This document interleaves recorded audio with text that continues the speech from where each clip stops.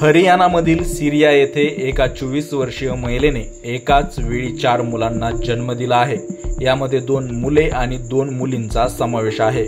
विशेष म्हणजे ही महिला पहिल्यांदाच आई झाली आहे। प्रसूतीनंतर सर्व मुले आणि आई रज्जो आता पूर्णपणे निरोगी आहेत। कुटुंबात आनंदाचे वातावरण आहे। मुलांची आजी आणि पणजी त्यांची काळजी घेण्यासाठी आले आहेत। संपूर्ण कुटुंब दिवसभर मुलांची काळजी घेण्यात व्यस्त आहे। ही केस डॉक्टरांसाठी खूपच आव्हानात्मक आणि खास होती, कारण परिस्थिती खूप धोकादायक होती। त्याच वेळी मुलांचे वडील म्हणाले, हे आमच्यासाठी चमत्कारासारखे आहे। आमच्यापैकी कोणालाही याची अपेक्षा नव्हती। कुटुंबातील सर्वजण आनंदी आहेत।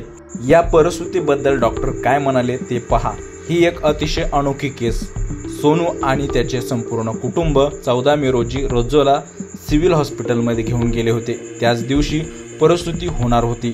त्याचे संपूर्ण कुटुंब सर्व काही सामान्य व्हावे अशी प्रार्थना करत होते। याबद्दल सिरसा येथील सिव्हिल हॉस्पिटलचे स्त्रीरोग तज्ज्ञ डॉक्टर राहुल गर्ग म्हणतात की रज्जो रुग्णालयात पोहोचताच संपूर्ण कर्मचारी उत्साही झाले, कारण ही एक अतिशय अनोखी केस होती। डॉक्टर पुढे बोलताना म्हणाले, रक्तस्राव थांबला नाही। डॉक्टरांनी पुढे सांगितले की 14 मे रोजी सिझेरियन परिस्थिती झाली। परिस्थितीच्या वेळी रक्तस्राव थांबला नाही, म्हणून ओटी मधील सर्वजण घाबरले होते। त्या दिवशी रुग्णालयाचे वातावरण असे होते की ओटी बाहेर लोकांची गर्दी जमली होती। तथापि नंतर रक्तस्राव थांबला तेव्हा सर्वांनी सुटकेचा निश्वास सोडला।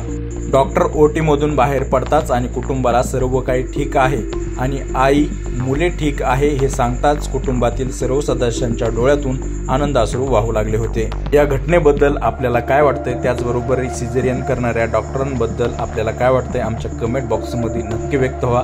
असेच नवनवीन व्हिडिओ आणि ताजे अपडेट जाणून घेण्यासाठी आमच्या चॅनलला शेअर, लाईक, कमेंट आणि सबस्क्राईब नक्की करा। धन्यवाद।